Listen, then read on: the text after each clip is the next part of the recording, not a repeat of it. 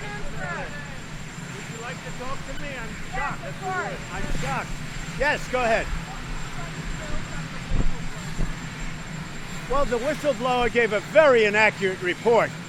And as you know, certain of the media released information about a man that they said was the whistleblower. I don't know if that's true or not. But what they said is he's an Obama person. It was involved with Brennan, Susan Rice, which means Obama. But he was like a big anti-Trump person, hated Trump, and they said terrible things. Now, I don't know if it's true or not, but that was reported by some of the media, so you'll have to find out. I don't know why the media is not on it, because the whistleblower gave a very inaccurate report about my phone call. My phone call was perfecto. It was totally appropriate. But he gave a report, he or she, but according to the newspapers, it's a he. They think they know who it is. You know who it is. You just don't want to report it. CNN knows who it is, but you don't want to report it. And you know, you'd be doing the public a service if you did. The whistleblower gave a false report. And because of that false report, people thought bad things were done. And then you had Schiff go out and speak before Congress and before the American people and give a false story. He made up a story. And then I released, after all this was done, I released, and everybody said he didn't do anything wrong. But the whistleblower should be revealed, because the whistleblower gave false stories. Some people would call it a fraud. I won't go that far, but when I read it closely, I probably would. But the whistleblower should be revealed. Then I want to ask another question of you. Where is the second whistleblower? And why did Schiff make a lie when he said about what I said on the phone call? And why didn't the lieutenant colonel say that he wrote a letter to the White House with certain little comments about the phone call? And all of those many people that listened to the phone call, why didn't they have a problem with it? Because they didn't have. Many people listened to calls between, I know that. And for instance, the Secretary of State Pompeo was on the call. Nobody had, with all of those people, very few people that I know came forward. And they only came forward when you asked. And some of them are never Trumpers. So, but why didn't all of those people listening to this absolutely, totally appropriate phone call, why didn't they come forward? So, you know, it's a whole scam. It's an impeachment scam.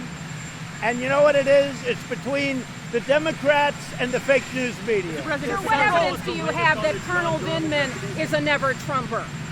We'll be showing that to you real soon, okay? Can you describe it, sir? Go ahead. In terms of the African-American community, are you concerned that the possibility of impeachment might hurt your standing in the No, I African-American think I have a great standing in the African-American community, because if you look at what we've done, as you know, we have the best unemployment numbers in the history of our country for African-Americans.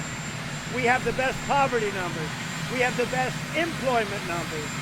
And I'm doing great. African-American community gets it. And I did criminal justice reform. Nobody else. I did it. Without me, you don't have criminal justice reform. And that was for the African-Americans more than anybody else. So I think my standing in the African-American community is maybe the best. We're going to see.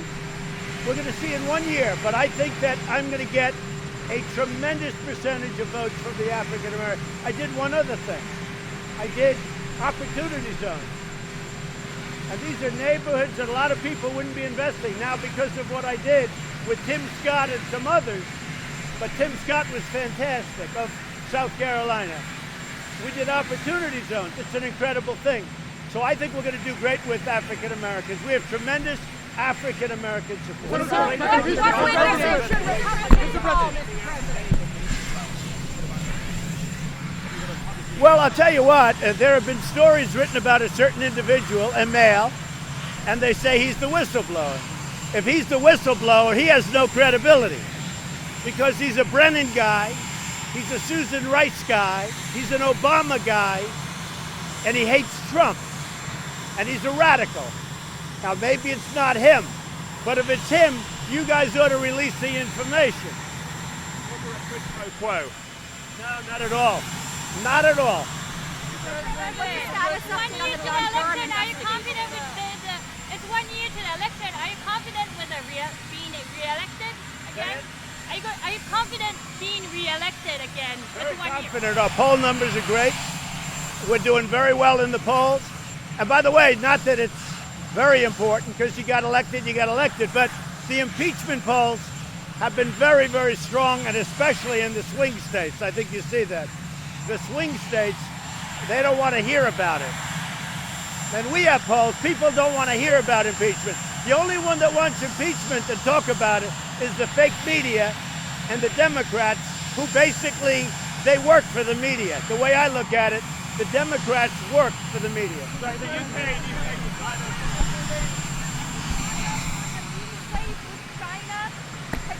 Yeah, there's progress, and first I want to get the deal. I mean, the meeting place to me is going to be pretty easy, but first we'll see if we get the deal.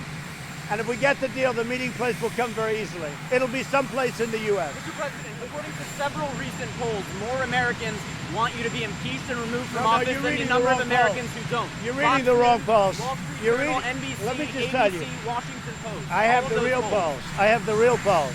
The CNN polls are fake. The Fox polls have always been lousy. I tell them they ought to get themselves a new poll set. But the real polls, if you look at the polls, polls that came out this morning, people don't want anything to do with impeachment. It's a phony scam. It's a hoax. And the whistleblower should be revealed because the whistleblower gave false information. What? Do you still have confidence in Mick Mulvaney? Well, he's working. As long as he's with me, I have confidence. UK, do you side with Boris Johnson or Nigel Farage if you have to choose? I like them both. Look, I think Boris is the right man for the times. He's really for the times. He's a great gentleman. He's a wonderful guy. He's tough. He's smart. And I think he's going to do something. I just hope he does it so the U.S., which is by far the biggest economy in the world, not even close. Since I took office, we picked up trillions of dollars, trillions. And frankly, China has lost trillions of dollars, as you very well know. We're far and away the #1 economy in the world. And if you do it a certain way, we're prohibited from trading with the UK. That would be very bad for the UK because we can do much more business than the European Union.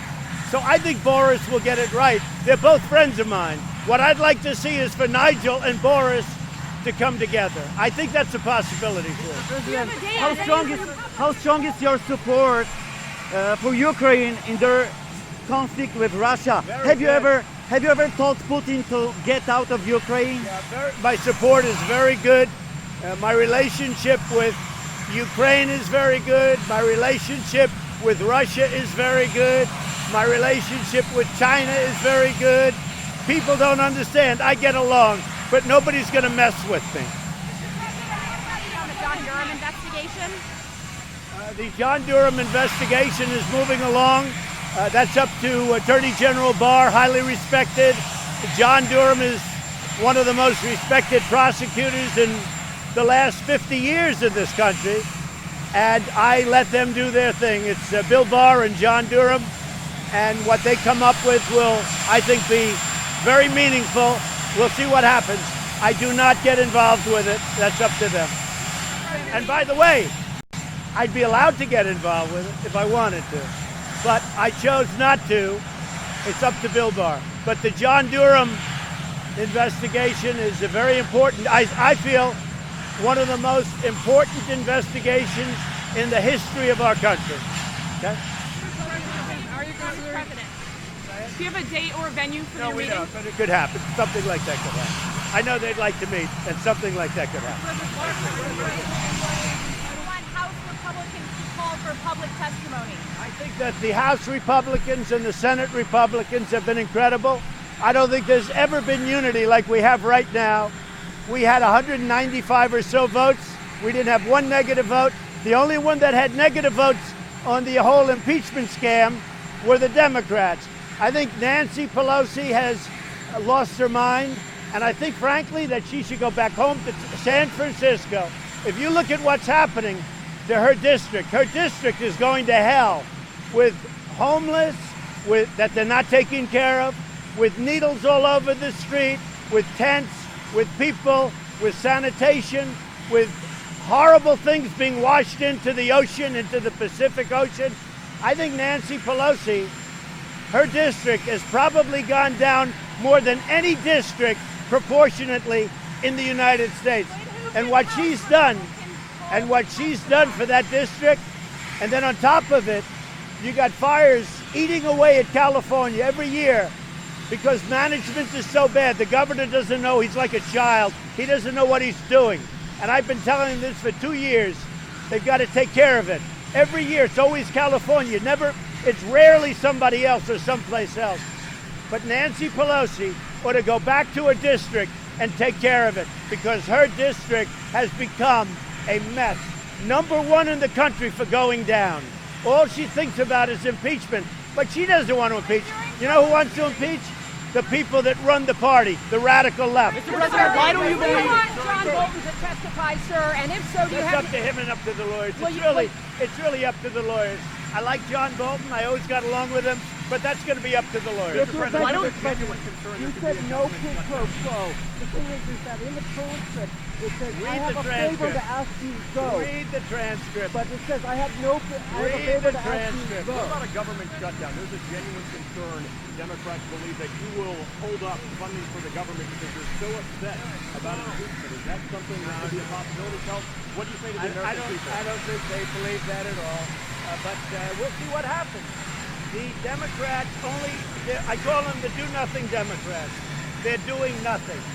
They're not getting USMCA done. Everybody wants it. Even the Democrats want it. They're not getting anything done. Even guns, they don't talk about guns. They don't talk. All they can do is talk about one phone call made to the president of Ukraine that was perfect. It was perfect. It was a perfect phone call. And they're hanging their hat on this one phone call. And you know what? The Republican Party has never been so unified. Sir, will you That mount a includes defense? Will you senators, mount that a defense, includes sir? House. They've never been so Can you unified. commit to no government shutdown? I mean, can you, people that are Depends concerned, on, what it would you depends say? on what the negotiation. I wouldn't commit to anything. It depends on what the negotiation is. Sir, will you mount a defense at the impeachment inquiry?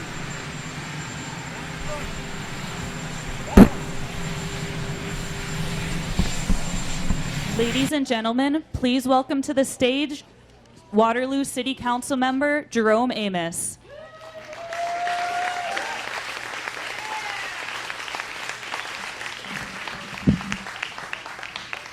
Good afternoon, everyone. Good afternoon, everyone. That's what I want to hear.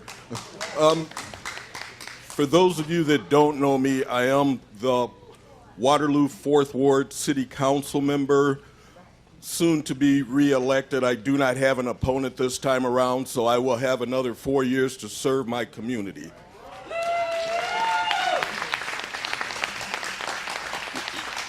For those of you that know me, you know that you're not going to see a piece of paper up here with me with a prepared speech or anything. The things that you hear from me come from the heart. And that's not Mayor Hart, that's Jerome Amos's heart. But what I wanted to talk with everyone about before we hear from Bernie Sanders is I want everyone to think about this. Think about the future of our young people. Because when I see this forum, and it's for senior citizens and those things, but when I see that, for me, the reason that I do the things that I do is not for Jerome Amos. You know, people say, well, the future. Well, just so you know, I feel like I'm living my future right now. This is my future. But we have a future that we have to look at from a standpoint of the young people in our community. That is so key, that is so important from a standpoint of listening to those young people, listening to the things that they want. I have my ideas as far as politics go, but I also know that I don't think like a lot of the young people think. So for me, it's one of those things that I want everyone in this room to remember. This November 5th, get out and vote. Yes, myself, I don't have an opponent. The mayor doesn't have an opponent. But we do have individuals in this community who are running for office that actually can and will help us make a difference in this community. And for me, once again, I myself, and I don't know if everyone in this room has made up their mind who they're going to vote for. We have a lot of good individuals running for office. But one of the things that I want everyone in this room to relate to is there's going to come a point in time where your candidate, whoever it is, may not get there. And if they don't drop the ball. Don't let things get to the point to where you're not participating, to where you're not a part of the process, because it is a process. And I hope everyone is listening and understanding what I'm saying. If not, get with me afterwards and we can have a conversation then also. Having said that, they told me I had 2 or 3 minutes. I don't feel I need that long. I'm trying to give Reverend Marvin Jenkins an opportunity to eat some food here before we get going. But anyway, I'm looking out in this room. I see a community that is diverse. I see a community that I know when the time comes, we will all come together.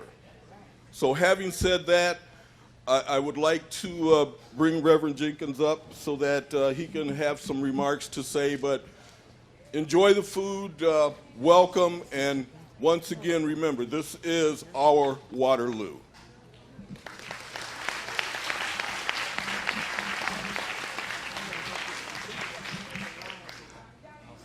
First, let me say good afternoon, and let me say welcome to the Union Missionary Baptist Church. We are so honored to host this event on today and to try to make you comfortable as your time that you'll be spending here today to hear Senator Sanders.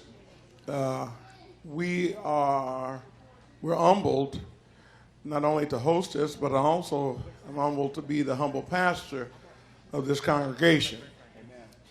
Would you give the congregation of Union a hand for me, please?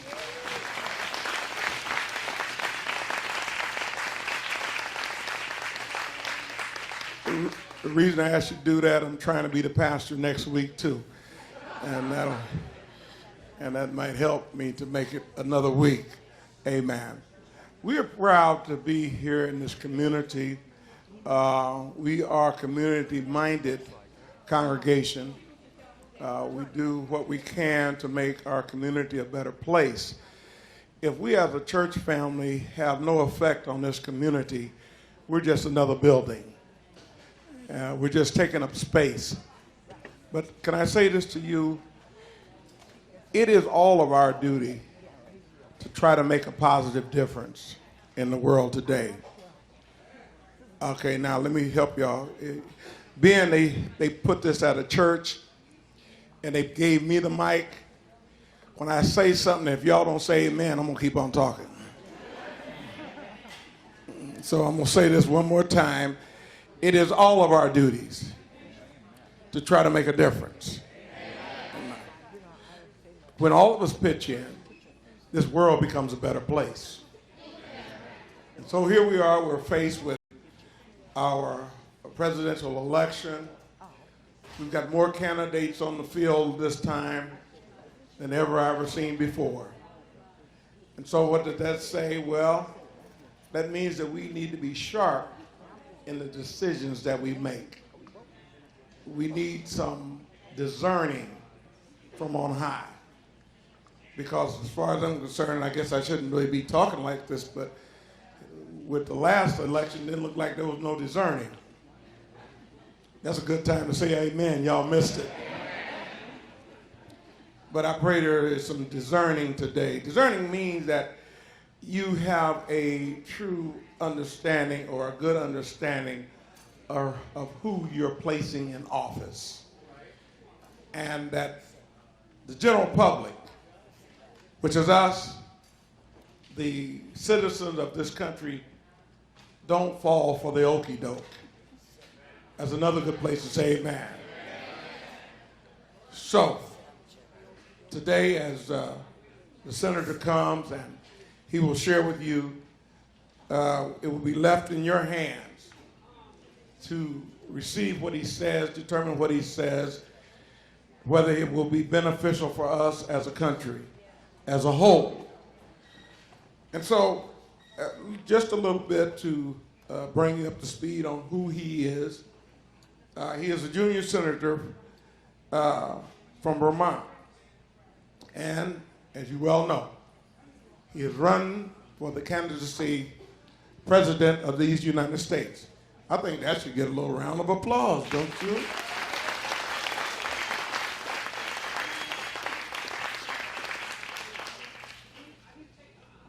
They say if you check the record, you will find that his time in politics has not been based on greed or trying to service certain parties, but his press has been that he would serve the community and God's people at large to bring about the best circumstances that he could bring about. A few things that we see that he's highlighted in his career, whether some want to face it or not, we're in the midst of a dire climate change. And we are having a great effect upon it. You know, as a Christian, and I'm gonna try not to give you a sermon, but I do know that this world's gonna come to an end. But I appreciate y'all didn't rush it. I do know the seasons are gonna change, but we don't have to feed into it and bring things, these catastrophes, the way the weather is going right now. We don't have to escalate it. But when we think about our greed, when we just get caught up on greed, we put all that to the side and we go ahead and try and do whatever benefits us. Well, somebody say, we don't want to talk about that. I do. So he is taking a stance on climate change. He's also taken a stance on health care. And health care is truly a serious issue. I don't even think I need to elaborate on that any further, because I believe probably most of you, or some of you in the room, have faced the problems that come when you end up in a hospital without proper health care. Insurance companies are not campaigning for you. They're campaigning for profit. I happen to know this firsthand. I spent 15 years in that industry, and we were about making $1. He's also taken a stance on protecting the rights of women in our country.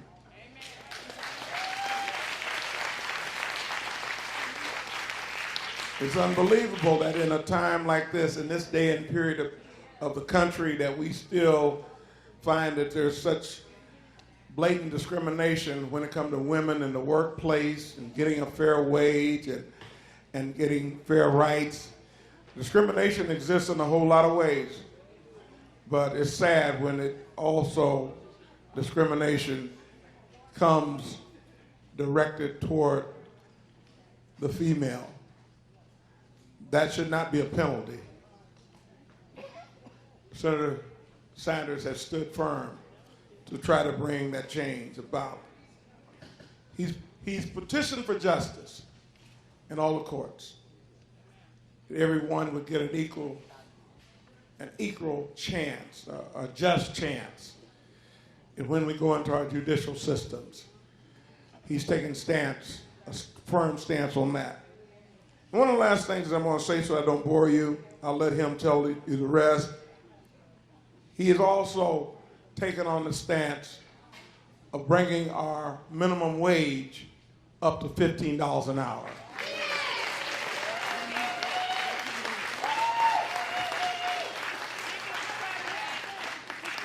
So as I go to my seat, let me just say this about all the things that I named. They are not popular conversations at the White House. They're not popular conversations in Congress, because some of these conversations takes money out of big corporate, takes money out of their pockets, and they are yet still for them and not for you. So when a politician stands on these issues, he is up, somebody said 40 years? 40 years he's been campaigning. Boy, that's older than that's longer than I've been around. For 40 years, he has been campaigning and standing. So that's made him unpopular with a lot of folk. But nevertheless, I'm from the old school. Old school say, either you stand for something or you fall for everything. And I'm glad to hear that he has stood for something and refused to compromise on those things he stood for. So, is the senator in the House? It is my honor today to present to you that have came to be with us the senator from Vermont, Senator Bernie Sanders.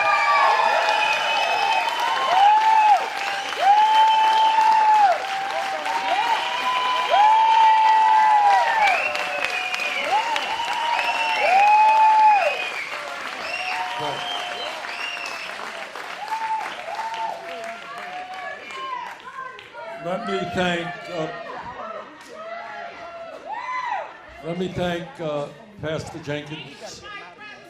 Let me thank Pastor Jenkins for allowing us to use this beautiful church.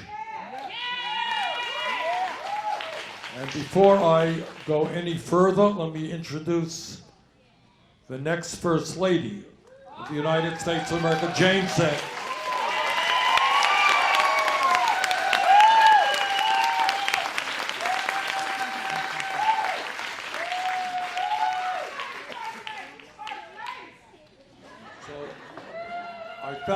I thank Pastor Jenkins for his remarks, except he gave my whole speech, didn't leave me much to say. And I want to thank Councilperson Jerome Amos for his strong support for the great work that he does here in Waterloo.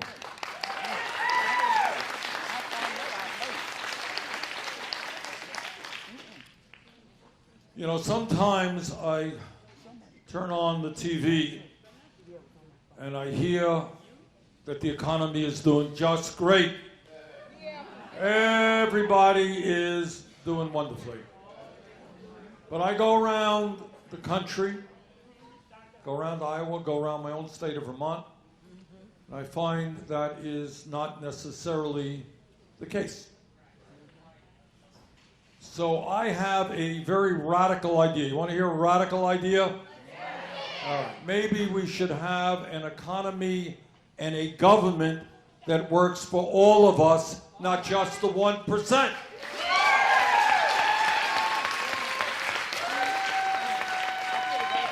Maybe we should have a political system which makes it easier and encourages people to vote rather than a system that tries to suppress the vote.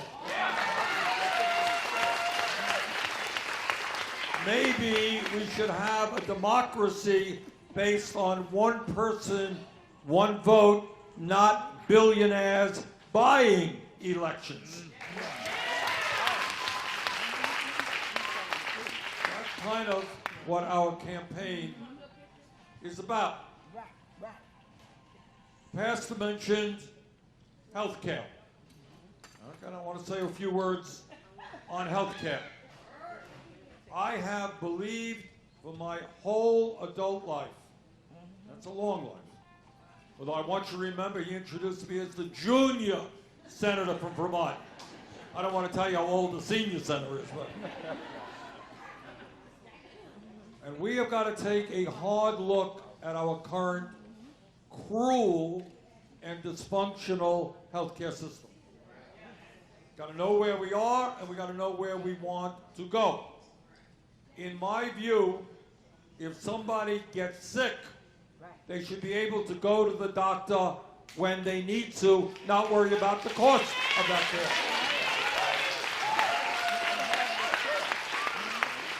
In my view, if somebody has a serious illness, ends up in the hospital for a month, they should be able to come out of that hospital and not worry about going bankrupt or seeing their credit score shot.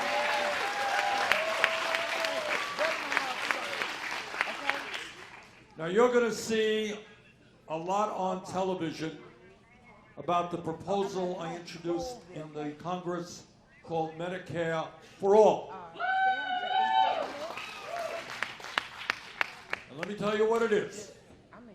You're going to see a lot of 30-second ads attacking Medicare for All. And I want you to know who's paying for those ads. And the people who are paying for those ads are the insurance companies and the drug companies who made $100 billion in profit last year. They think this system is great. But I talk to ordinary people, they don't think the system is so good. Because in America today, there are 87 million people who have no health insurance or are underinsured with high deductibles and high copayments.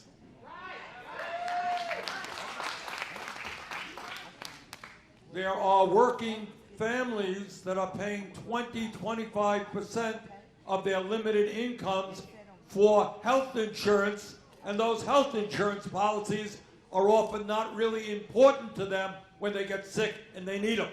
They're inadequate.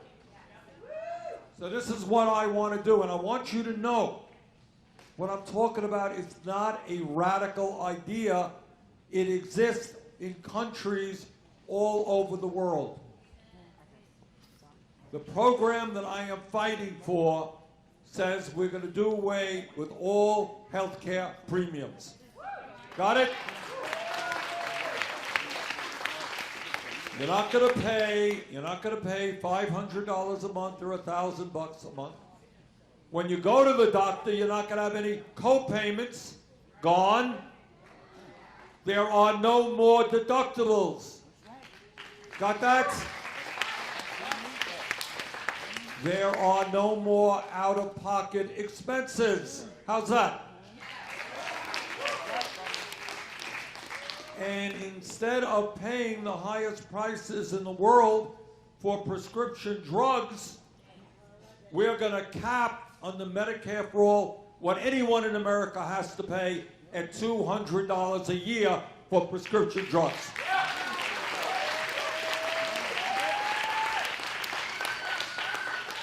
We are going, right now, Medicare is for people 65 or older. It's a good program. We're going to make it better. We're going to include coverage for dental care, for hearing aids, for eyeglasses, for home health care. And because we are getting rid of the profiteering and the corruption in the healthcare industry, the drug companies and the insurance companies will be able to provide all of that to people at a fraction of the cost they are paying right now. Not here to tell you it's going to be free, you're going to have to pay something, but it's going to be a heck of a lot less than what you're currently paying. For example, let's give you an example. We exempt in our proposal the first $29,000 in income. So if you're making $29,000 or less, you're not going to pay a nickel more in taxes. If you're making $60,000, you're going to be taxed on $31,000 at 4%. It's about $1,200 a year. How's that? $1,200 a year for comprehensive. That's if you're making $60,000. It's less, obviously, if you're making less money. All right? Bottom line is healthcare is a human right. The struggle we are engaged in right now is not about the merits of this current healthcare system, because it is very difficult for anyone to defend the current system. How do you defend a system when so many people are uninsured or underinsured, when we pay the highest prices in the world for prescription drugs, when 30,000 people a year die because they don't get to a doctor when they should because they're uninsured? And here's something else that's amazing. If you're a working class person, you get diagnosed with cancer, You end up in the hospital, you run up a huge bill. How do you pay that bill? You tell me. Raise your hand. Who knows how you pay that bill? Yeah, but what happens if your insurance doesn't cover it? And what happens here? How many people got $100,000 out of their pockets? All right. You go bankrupt. All right. 500,000 Americans go bankrupt every single year. Others are being hounded by bill collectors and their credit scores deteriorate. We're going to put an end to all of that. That's what healthcare is supposed to be about in a democratic, civilized society.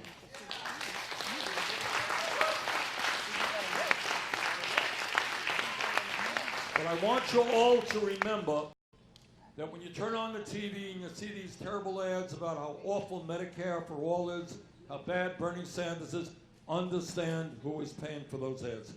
People who are paying for those ads are the drug companies and the insurance companies, and they understand, as the pastor indicated, that we, in fact, are not going to let them continue to profit off of the sicknesses and injuries of the American people.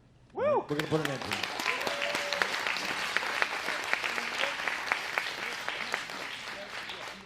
Pastor mentioned that we want to do away with starvation wages in America. 4 years ago when I came to Iowa, and I campaigned, and I thank many of you for the support you gave me, we said that nobody in America who works 40 hours a week should live in poverty. We got to raise that minimum wage to a living wage, $15 an hour.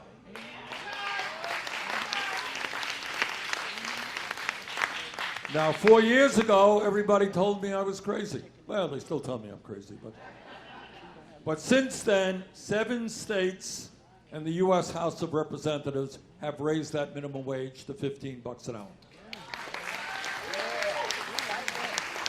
Women in America should not be earning 80 cents on the dollar compared to men. And minority women, women of color, earning a lot less. How about getting the whole damn dollar?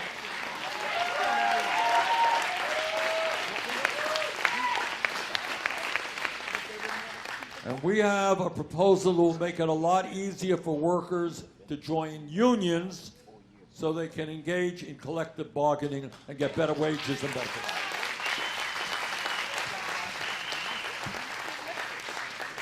And here is another idea that I think is enormously important. I want every kid in this country, and please never forget, we are the richest country in the history of the world. I want every kid in America to get a quality education from preschool to graduate school.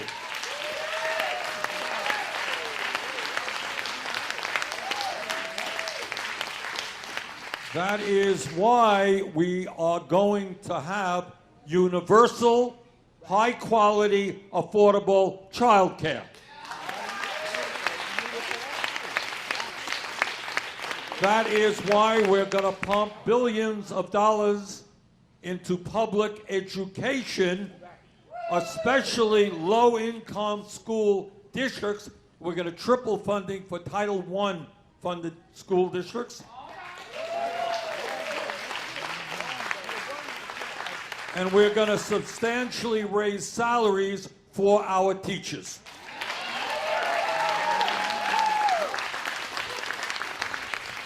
And that is why we're going to make public colleges and universities and trade schools and HBCUs, historically black colleges and universities, tuition free.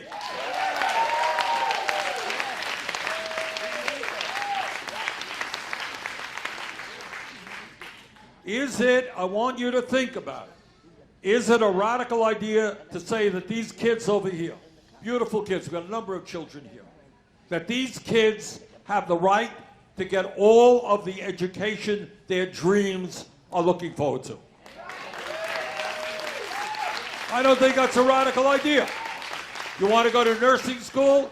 You want to go to medical school? You want to be a lawyer? You want to be an architect? You have the right to fulfill those dreams without worrying about the income of your family. That right is available to all.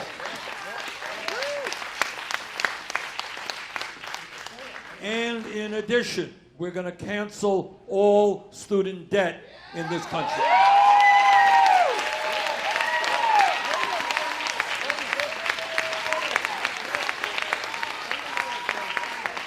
Too many of our people are struggling with outrageous levels of student debt, month after month, year after year. If the Congress could bail out the crooks on Wall Street 11 years ago,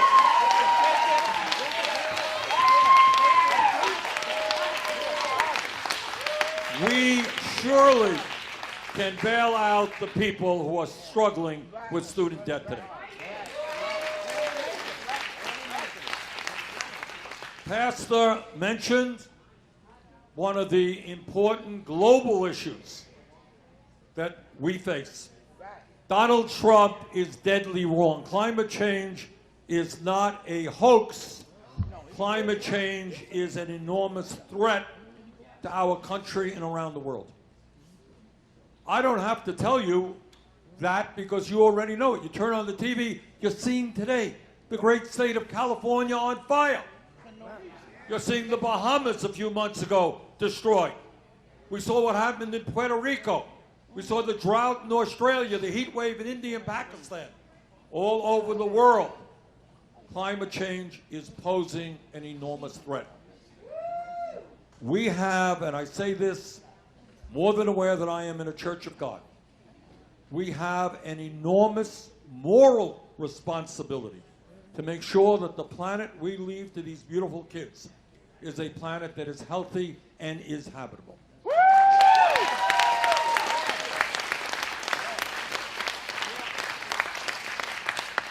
And yes, we will take on the fossil fuel industry and tell them that their short-term profits are not more important than the future of our planet. I want to say a word about another issue that is on the minds of many people in this room and all over the country.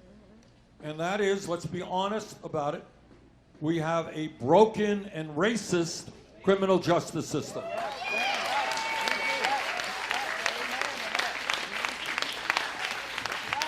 And I want you to think about it.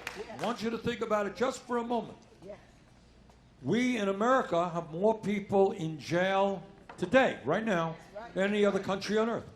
China, 4 times our size, has fewer people in jail than we do. Okay? Why is that?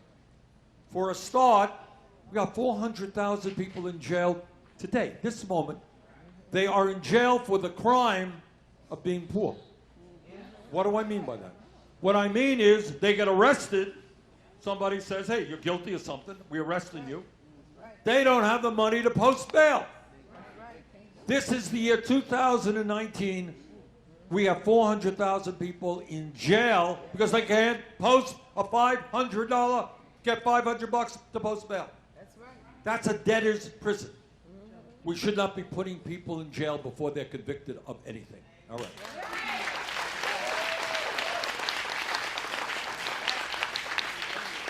We're going to end private prisons and detention centers in this country. Corporations should not be making money imprisoning fellow Americans. We are going to invest in our young people, in jobs and education, not build more jails and have more incarceration. And I will tell you something else. Some of you may agree with me. Some of you don't. We got to end the war on drugs.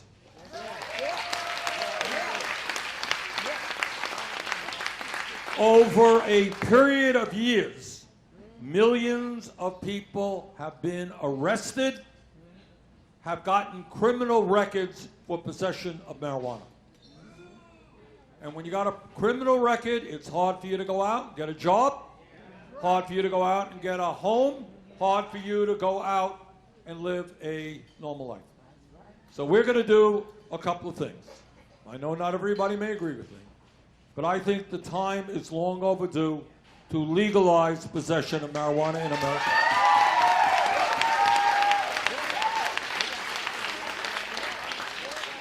And to expunge the records of those people who have been arrested.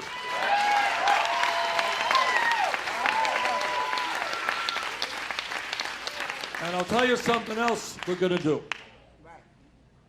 If you go to states right now where marijuana is legal, like Nevada, you see these big billboards, and they say, buy marijuana, this corporation is selling. It's like tobacco, it's like whiskey.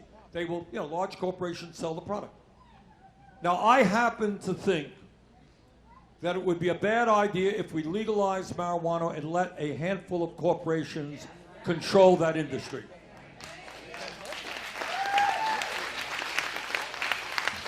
I think that we should do our best to see that those communities that have suffered the most under this war on drugs get a piece of the action when we legalize marijuana.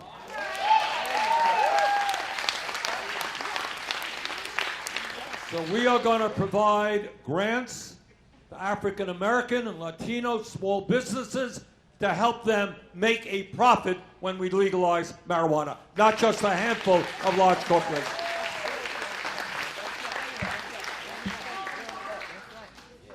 And I also want to say that I know there is great concern in Iowa, Vermont, all over this country on the issue of gun violence. Am I right?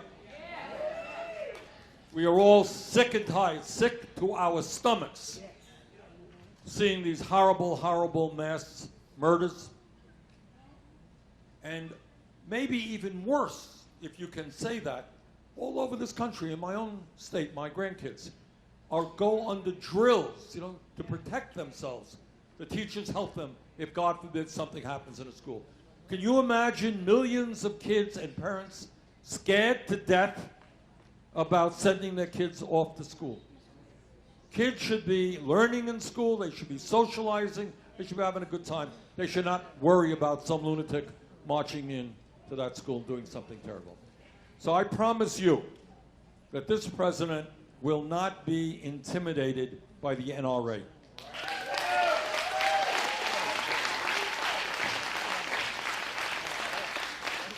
We are going to do everything we possibly can to end gun violence in this country.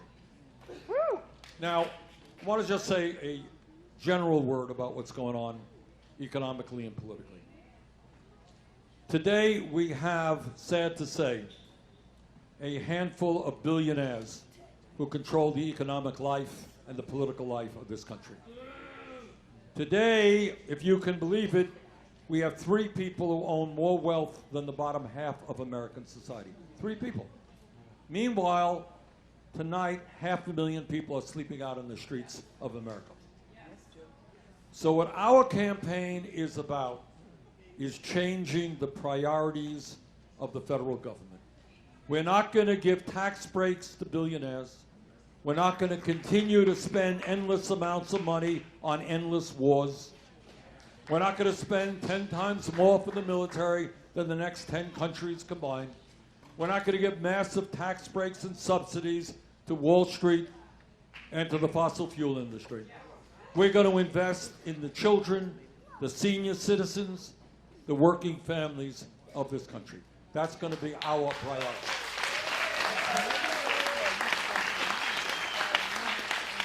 And I'll tell you something else we're going to do.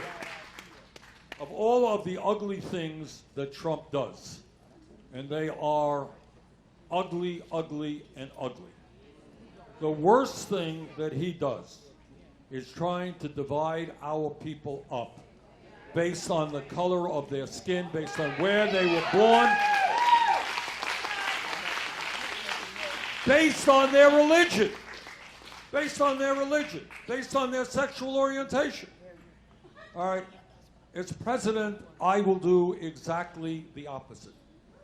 Our job is to bring our people together under the principles of justice, under the principles of love and compassion, not hatred and greed.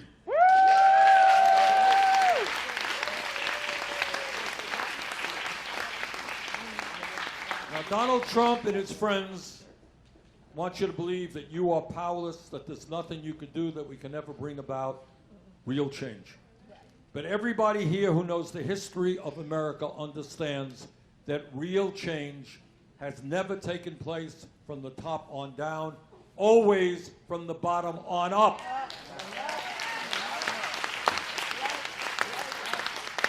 That is the history of the labor movement, workers standing up for their rights.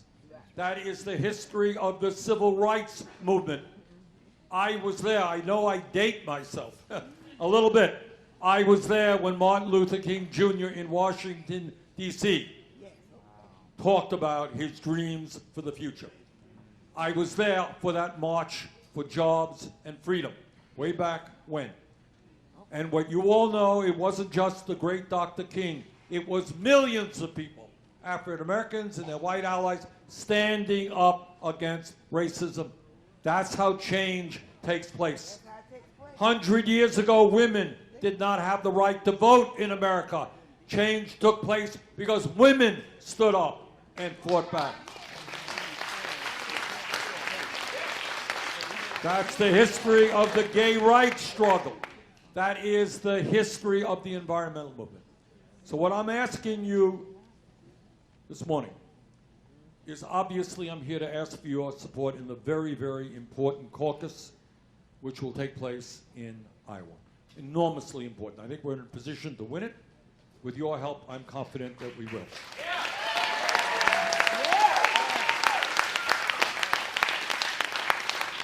I'm asking for your support to make me the Democratic nominee and to help me defeat the most dangerous president in American history. And with your support, we'll do it.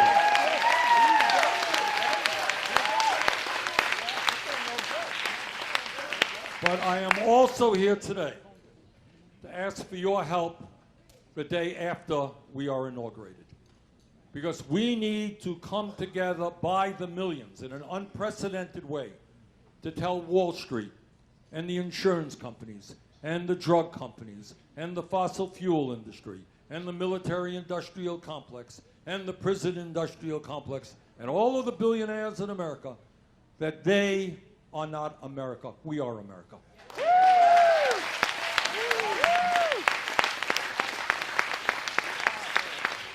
So I'm asking for your help today to help me defeat Trump, but let us go forward and transform this country so that we have a government and economy that works for all of us, not just wealthy campaign contributors. Thank you all so much. Protect this country and protect each other. We got to protect our future, which is why we got to treat climate change like the security threat of our time, because it is. And in order to tackle it, we're going to have to lead the world in doing something about it.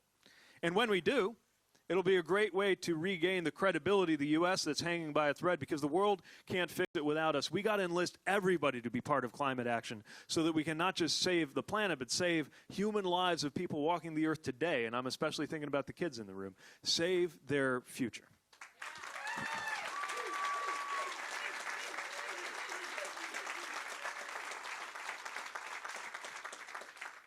I'm thinking about values like faith that should not be used to divide us against one another.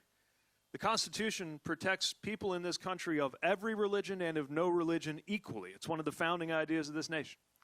It's also the case, though, and while honoring that separation of church and state, I want voters of faith to know my commitment to building a White House, a presidency, federal government where you'd never have to look at Washington, scratch your head and say, whatever happened, I was hungry and you fed me. I was a stranger and you welcomed me. Whatever you have done to the least of these, you have also done to me. Those values are at stake.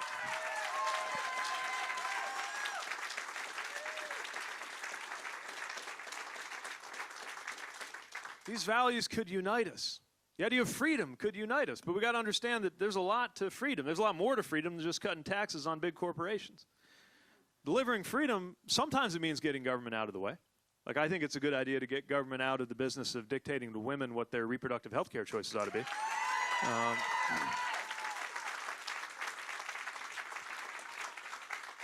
But sometimes it means making sure that we have the right kind of government and that we support outcomes that only good, well-funded, well-run, not too big, not too small government can provide.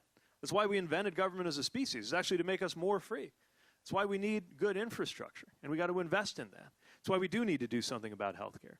And it's why we need to insist that the President and the Secretary of Education and the Department of Education support public education in the United States of America.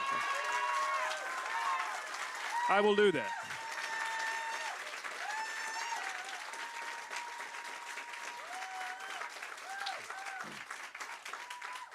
I believe democracy could be something we could all rally around, but that means taking democracy seriously, not just as a system of government, but as a value.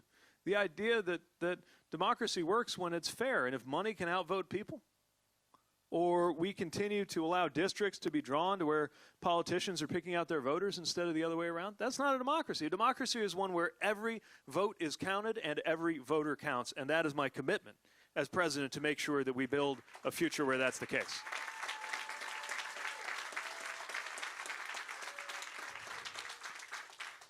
These are the things that make me tick. The need to sail into some of the toughest problems we've got, but also to do it in a way that extends belonging and inclusion in this country.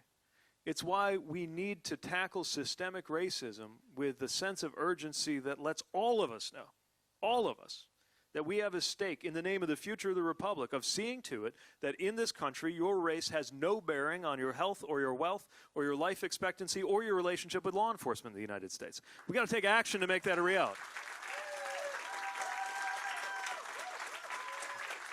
Do better when we all do better. And you don't have to be living with a disability to be an American who will do better when we double the workforce participation of Americans with disabilities and see to it that our education system supports kids with disabilities. All of us will be better off when we do that.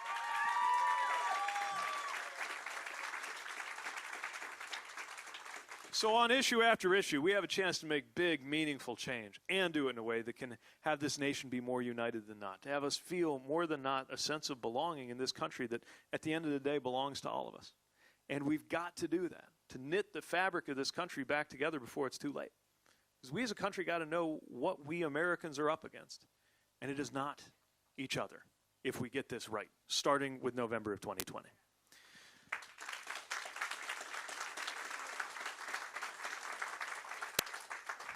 So hopefully that gives you a sense of what I'm about, but I didn't want to just have a monologue the whole time. This is a good, intimate space and a wonderful turnout here, and I'd like for this to be a conversation. So with that, that's it for the monologue, and I'd love to hear about whatever's on your mind and answer as many questions as I can. Yes, sir.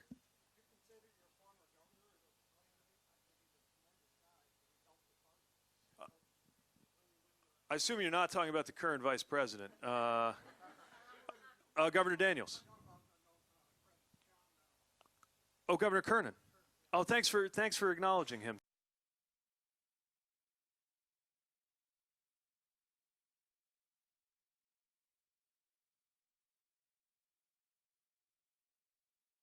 I learned a lot from, and really represents that spirit of making sure that government works for everybody. So I'm not sure he'd be up for another turn running for office, but it means a lot to know that you know about him and that you've heard of him. And we really are proud to have produced somebody like Joe Kernan back in South Bend. Thank you. Yes, sir.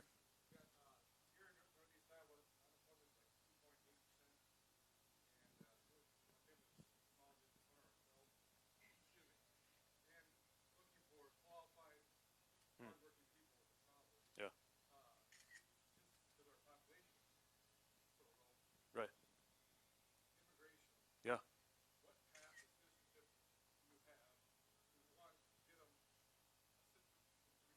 Yeah. Right. Yeah. What a great question. And this is an example of the sort of thing that pundits in Washington don't talk a lot about. They don't realize that one of the concerns for a small business owner in this part of Iowa is not just about job growth strategy. There's a lot of jobs. Population growth strategy. We just need people. It's the same in our city. We need people. And it's one of the many reasons why we need comprehensive and real top-to-bottom immigration reform. The system, we're getting a lot of attention on the enforcement issues, and those are huge. And just to be really clear about this, we will never again be a country that separates children from their families at the border when I'm President of the United States.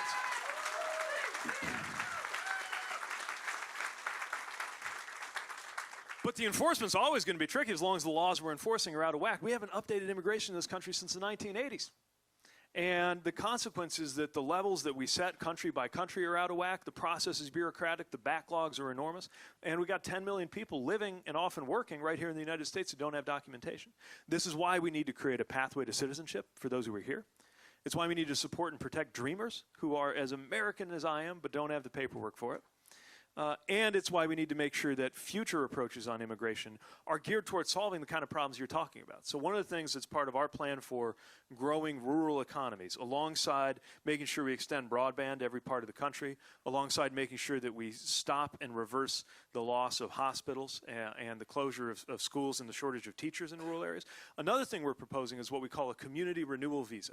And the idea is that if the community gets together and says, we need more people, then you can apply for an allotment of community renewal visas that will then be issued to people who commit that they will bring their skills and their resources to live in an area for a certain fixed amount of time to really contribute to the community. It's going to be good for business, it's going to be good for the community, and it'll be good for the people who get the visas. And I think I have found there's a lot more readiness for that in maybe more traditionally conservative parts of the country than a lot of folks on television would give us credit for. Thank you.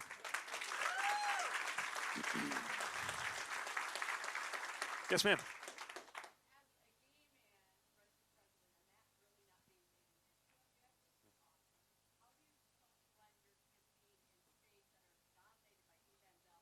Yeah.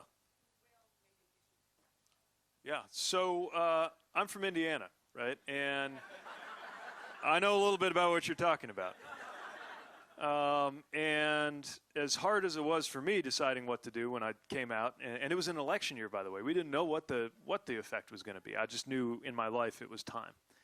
What happened was I got reelected with 80% of the vote, even in Indiana, while Mike Pence was governor of our state. So it shows you what people can do.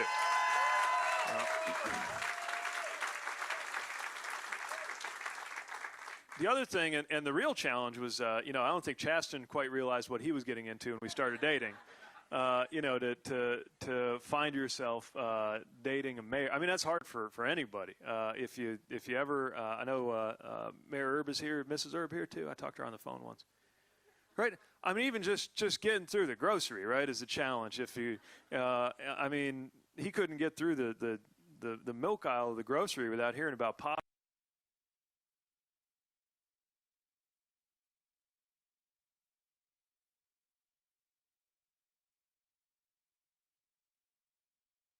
We're having with the country is the same one. Because what I'm finding is the real question on voters' minds is how their lives are going to be different if I'm president versus the one we've got or one of the competitors.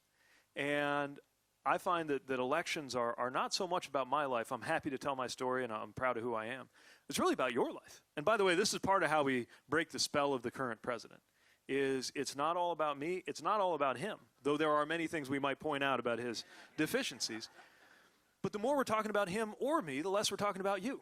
And when we're talking about you, we're winning because we got the right answers for our lives. So.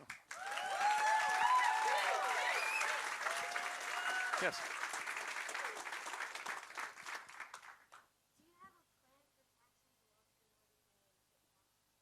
All right. Good question. What? You mind if I ask how old you are? All right. 11-year-old asking a tax policy question. That is a very good sign for Charles City. And it's a good question, and the answer is yes. Now, look, I don't want to be mean to wealthy people. I don't have anything against people who have done well economically, but you got to pay your share. And the better you have done, the more you've benefited from living in America, right? From the roads and streets and bridges and even the national security that this country provides from our system of schools and universities, all of the things that we take those tax dollars and use them for. And so, to my mind, it's only fair that those who have benefited the most contribute the most. Now, it used to be that the wealthier you were in this country, the more, as a share of your income, you would contribute in taxes. That has actually stopped being the case. And actually, the very wealthiest Americans often pay less in federal income taxes than most of us in this room, proportionally. And we got to fix that. So we are going to make sure that income tax rates for the wealthiest are higher. We are going to make sure that investment income is taxed too. And don't worry, they'll be okay. They'll still be wealthy. But when we do that and fix, it's not just people, it's companies too. So companies have to pay taxes, but they figured out ways to not pay taxes. You heard of Amazon? You know that company, right? Made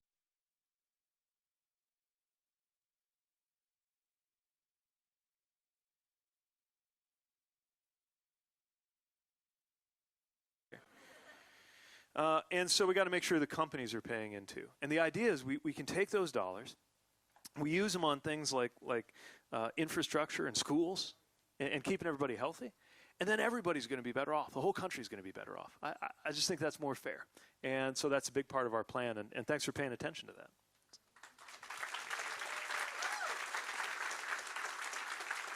Sure.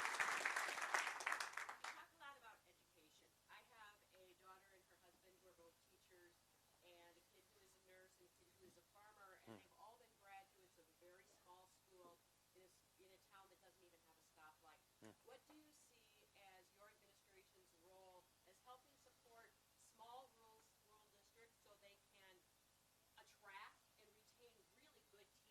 Yeah. So a big part of this, in fact, the biggest thing we can do to support schools in rural areas is, as you say, through teaching, through the teaching profession. And it's one of the reasons why I'm proposing that we have federal funding to supplement teacher pay. And we direct it to the areas that are most underserved. Because we know it can make a big difference. There's also a lot of programs that we could be funding. They exist, but we could do better in supporting them, called Grow Your Own, GYO. And the idea is that people from a community are the most likely to have enough of an attachment that they'd be willing to serve and teach there. If you're in an underserved area, in a job we're running out of people to do, whether it's medical or whether it's teaching, I also think that ought to count as public service for the purpose of getting your loans forgiven. And so we're going to have a more generous loan forgiveness program because it's going to give encouragement to that. We also just ought to make teaching an easier profession. I mean, the extent to which test administration is coming down on teachers, teachers are being expected to handle mental health without being given the training or the tools to do it, or even a place to refer people to when they know there's an issue. There's just way too much to ask of a teacher when the profession is always so important. So we need to support teachers both by just plain paying them more and by making sure that we take some of that burden off teachers so they can focus on what they do best, which is educating our children. Thank you.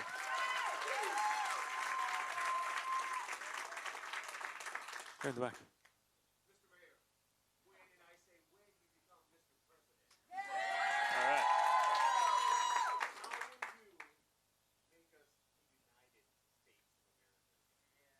What a great question. And it's part of the idea of my campaign is we can't be at each other's throats all the time. I'm not pretending we're going to agree on all the issues, but there's a way to handle our issues and still handle them as one country. We are, I don't think that wall on the border is ever going to get built, but some very, which is good news, but some very real walls have gone up in our communities and our families. November, I think a lot of folks are thinking about Thanksgiving, getting ready for a bit of a minefield that might be, right? People you love, people you care about, but wow, it barely feels like we can even talk about what's happening in our country. And I think the presidency is uniquely able to help deal with that if you have a president who's committed to uniting the American people. As a mayor, I think you learn pretty quick that part of your job is what's written down somewhere, all your duties and functions of keeping the community safe and passing a budget and running a government and getting good policies through. But the biggest part of your job isn't written down anywhere. It's that you're a walking symbol of the city. It's that you are a walking reminder of everybody who might not have much in common at all, that they have in common that they belong to the same city. And the same is true of the president, who is a walking, or is supposed to be, a walking reminder of the fact that we belong to the same country, that our fates are connected to each other. So some of this we can get at through policy. advancing policies that solve big problems that most Americans want to see done, from gun safety to health care. Part of it I think we could do with the National Service Program. A voluntary program creates 1 million paid national service opportunities a year so that people get the same kind of experiences I got in military service in terms of getting to know people very different from you. You know, when I was deployed, I was with some people who were really different from me, especially when it came to politics. But if we got in the same vehicle and I'm driving us out on the open road somewhere, they did not care if I was a Democrat or a Republican, or what country my dad came from, or whether he was documented or not, or whether I was going home to a girlfriend or a boyfriend. We were a team. We trusted each other with our lives. And part of the idea of national service is because of just the experience of working together, doing something hard, we can create that experience for so many people without them having to go to war in order to get it. So I think some of these things, programs and policies, will help with, but a lot of it is just how you view the presidency, how you conduct the business of this country, and how you conduct yourself. And I think we're seeing right now just how costly, on top of the policies that are a problem and the management that's a problem, it's just the fact that we have a divider in chief right now. And the president has got to be committed to uniting us as one people, and I will be.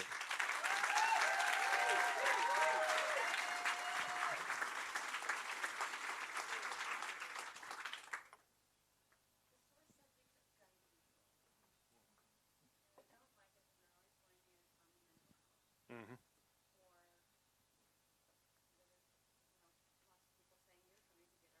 Yeah.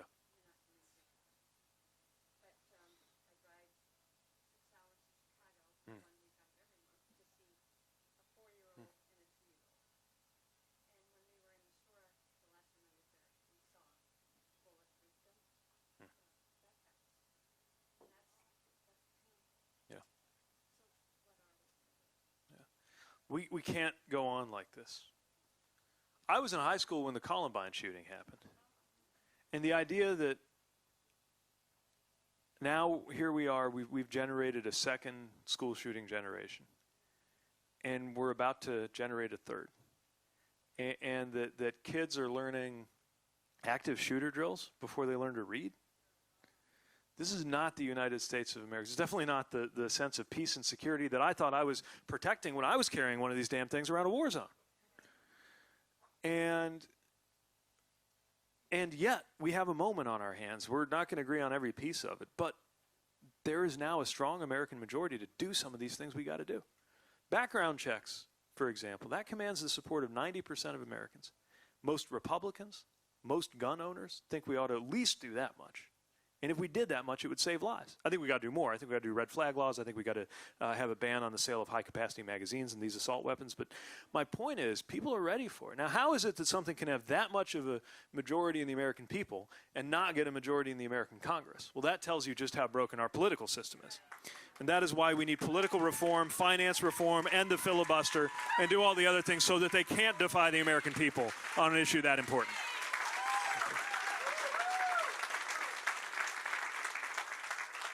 Yes, sir.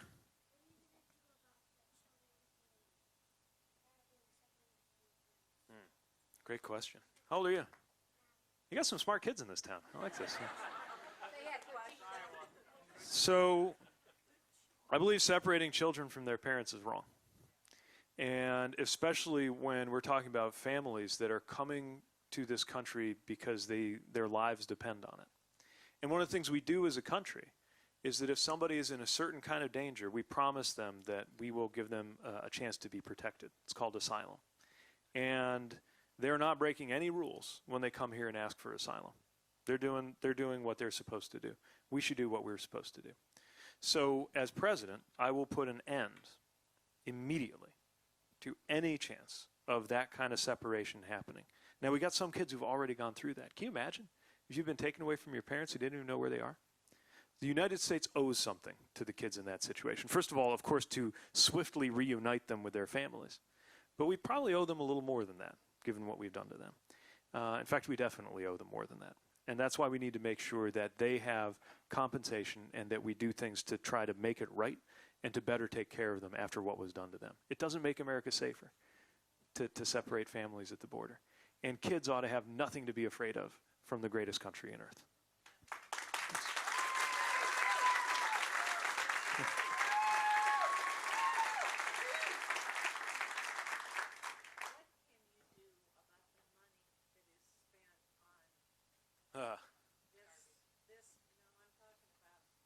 Politics. Yeah. Even the Democrats, and I'm a Democrat from the day I was born, but even the Democrats used the people on the stage, when we got on the stage, and had raised Yeah. X number of dollars. So we're perpetuating that. We spend so much too much money on campaign. It's crazy. Yeah, and I think if most Americans realized how most of their elected officials spend most of their time, they'd be shocked. I mean, you want to run for Congress now? And God bless the people who do, the good people who do, because we need more good people in Congress. But they spend a shocking amount of their time just on the phone calling people one by one asking for money. And anybody running for any office has to do this in the system that we're in, which is why we got to change the system that we're in. And we can. Public financing, to make sure that everybody gets an allocation of dollars that you can spend however you see fit. But also a change to the Citizens United decision that says that corporations are the same thing as people. And I'm going to be honest, that's not an easy change to make because the Citizens United decision was made in the Supreme Court. But what that decision says is that a corporation has the same political soul as far as the court's concerned, as a human being. And I think that's just not right. So, I would like to fix that with legislation. If legislation can't get the job done, then I think this is an issue so important that we should have a constitutional fix.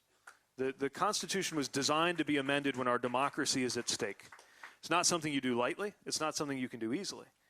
But there is no principled argument for keeping this level of money in politics. And to those who say it's impossible, look, our country changed the Constitution so you couldn't buy a beer. And then changed it back because they changed our mind, right? Don't tell me that we couldn't entertain the possibility of constitutional reform in order to secure the foundations of our democracy. And when it comes to the role that money plays in our politics, we've got to protect our democracy from being corroded any more by the system that we got now.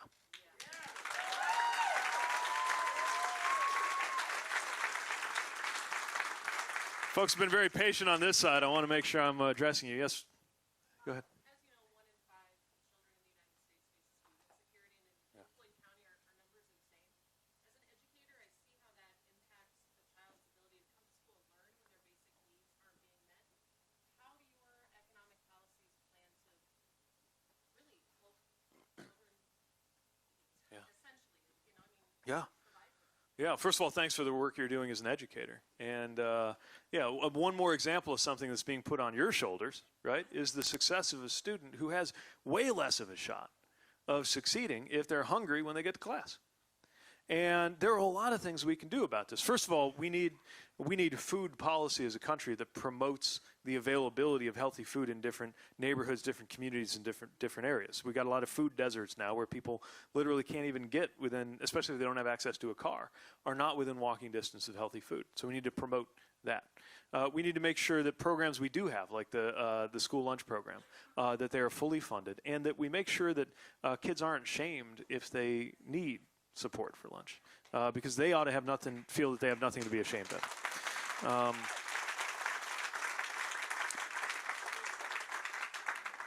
It's why it's got to be okay to talk about dealing with poverty in this country, because depending how you define it, we're talking about getting on half this country is in some kind of serious financial insecurity.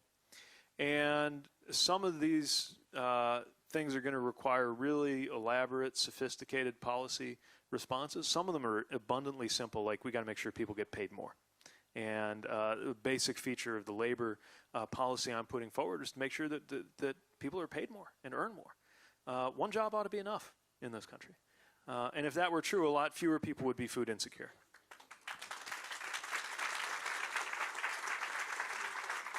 All right. Yes, ma'am. Yes.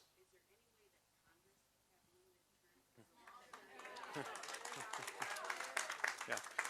Well, I'll say this. I think the best thing we could do about that issue is to make sure that the districts are actually competitive. You know, any given year, there's 435 seats in Congress. Something like 1 in 10 of them are a real contest. And the rest of them, unless you really, really blow it, you're pretty much safe. And it's because the districts are often drawn with input from the very members of Congress who are there trying to make sure they carve up the communities to suit them well. And then I mean, not my place to say, what age somebody ought to be, but I will say, that election process would work a lot better if the districts were actually competitive and if it was a fair fight. And then, because look, I think somebody might well earn being returned to Congress, even many times, but I think they've got to earn it. And if it's not a real competition, then once again, I don't think it's a real democracy. It's one of the reasons why we need redistricting reform. Yes, in the back. Yeah.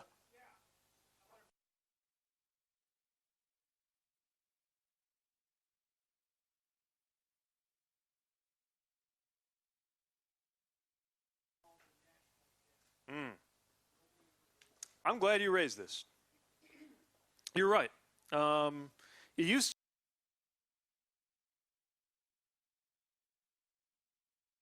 remember the debt, the deficit, and if we want to make or funding our school systems or making sure people could get health care, they said, well, you can't do that because it would increase the debt. Then they took over Washington and revealed that they don't actually care because they've now increased the debt to the deficit, just a year's worth of deficit, to about $1 trillion. Now, this means that if Democrats don't start caring about it, and our party has not been known for talking about deficits or focusing on the debt much, but I believe that what we've seen in Washington tells us that if my party doesn't start getting interested in this, that'll mean nobody's interested in this, and it'll get worse. And maybe it's just a generational thing, but I expect that my generation will be here when some of these financial time bombs go off, and so we got to do something about it. So what do we do about it? Well, you're going to notice that even as my campaign proposes really serious, significant, and sometimes ambitious investments, we're always going to make sure two things are true. One, only ever going to make a promise that we can keep. That's why we've figured out a way to get everybody health care for $1.5 trillion, which, by the way, is still an awful lot of money, but a fraction of what some of the others do. It's why when we talk about college costs, I believe in making college free for low-income students where it could be a barrier. But I don't think we got to make it free for the child of a millionaire because I think they can pay tuition for themselves. And so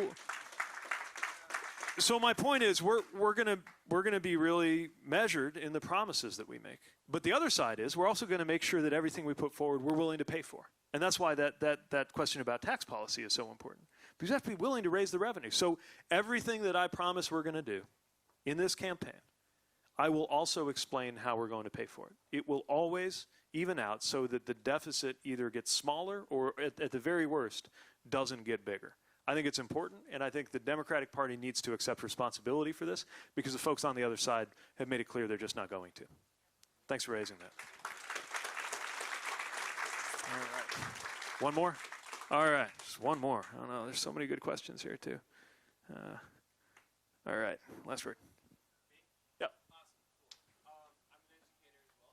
Thank you. I find your answers to these things to be really insightful. So I was wondering, and I know you're not a therapist, but you hear people going through the Trump rhetoric thing, and we hear a lot of that in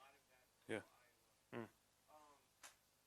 What can you do in the immediate to try to make the situation okay for yourself and for the other person? So it doesn't become so controversial. Yeah. Yeah.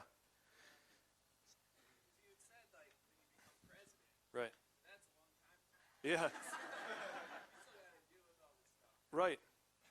I mean, look, here's the challenge. We're definitely going to have to contest these issues, right? We got to explain why we think our way is better than another way, why we think that America deserves a president. We're going to work through some of these disagreements.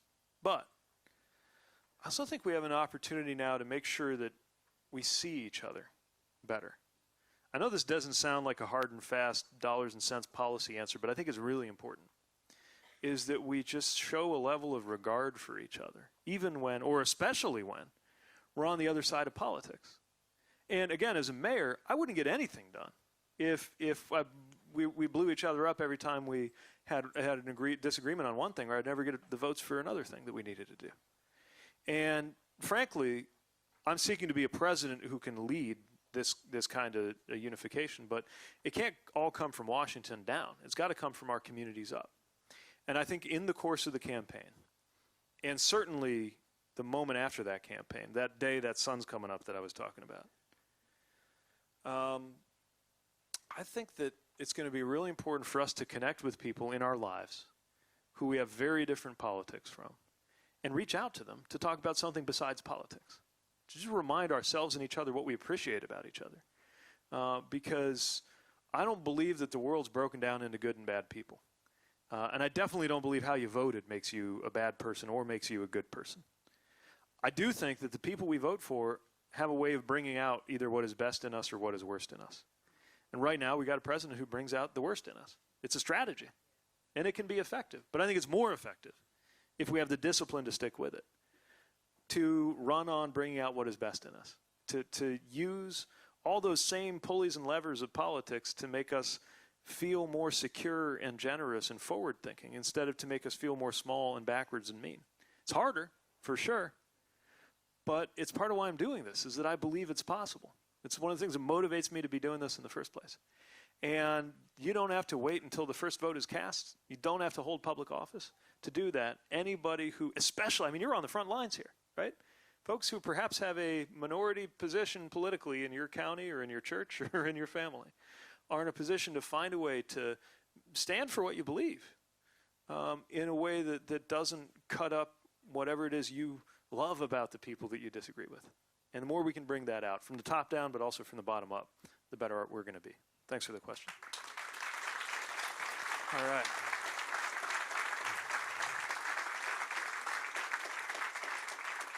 So I got the high sign that our time's about up, but I'm so thrilled that we were able to spend this time together. And I can feel from the questions being asked and the spirit of the people in this room that we can absolutely fix what is broken in this country. The policy failures of the past and the division of the present. We can fix it. And I am motivated by a sense of hope in this campaign. I've been reflecting on the fact that newspapers have taken the word hopeful, turned it into a noun, and they use it as a synonym for candidate. Have you noticed that? Like, I'm a presidential hopeful. That's the definition now of somebody running for president. We're hopeful. And I think that's great because I think running for office is an act of hope.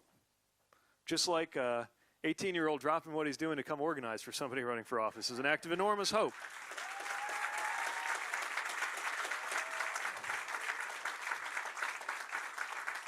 And a business owner standing in front of his neighbors and friends saying all kinds of, attaching his reputation to mine to introduce me is an act of hope. And you being here, spending this part of this Sunday with me is an act of hope. So is caucusing. And I'm asking you to caucus for me on February 3rd in order to make good on the hope of what we can do together. Not because we think it's going to be easy, not because we're naive about this, but because it's so important. And the thing to look forward to, even more than looking forward to that day the sun comes up that I gave you that picture of, is being able to talk to a 21-year-old who used to be an 11-year-old asking about tax policy, or a 19-year-old who used to be a 9-year-old asking about border policy and immigration enforcement 10 years from now, and be able to call back to this moment and say that I know things got pretty rough in this country by 2019, that you had these things on your mind. And it's too bad that things got to where they got, but look at what we did next. Look at what we did in 2020 to give you a better life, to make this a better country. Are you ready to try to create that kind of day and spread that kind of hope? I believe we can do that together, and I can't wait to have a lot to celebrate. Thank you for being here. Please stay involved. Get to know your organizers, and I will see you on the trail. Thank you.